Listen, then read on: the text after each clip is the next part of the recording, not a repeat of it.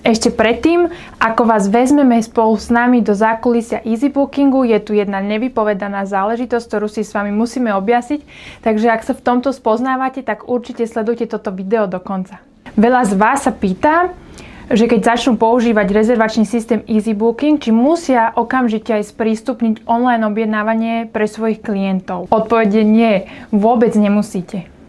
Mnoho podnikateľov sa obáva, že ak si zapnú takéto online objednávanie, kedy umožníte svojim klientom si vyklikať ten termín vlastne podľa seba, tak sa im celý kalendár rozhádže a už to vlastne nemajú pod kontrolou. Ale pointa je, že vy vôbec nemusíte využívať systém na online objednávky. Vy si môžete systém využívať úplne interne a zapisovať si doňho termíny, ktoré máte dohodnuté či telefonicky, alebo mailom, alebo tak, ako ste doteraz boli zvyknutí. Je na vás, aké termíny poskytnete svojmu zákazníkovi. Niektorí naši používatelia ho využívajú vyslovene ako interný organizačný systém, ktorý slúži na prerozdelenie práce v tíme alebo pre svoj taký osobný prehľad v kalendári.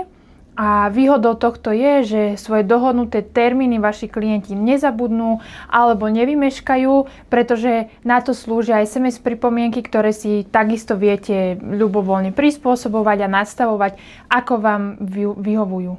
Inak o tomto sme aj nedávno robili príspevok na našom Instagrame, takže ak ste ho ešte nevideli, tak určite sa pozrite na náš Instagram.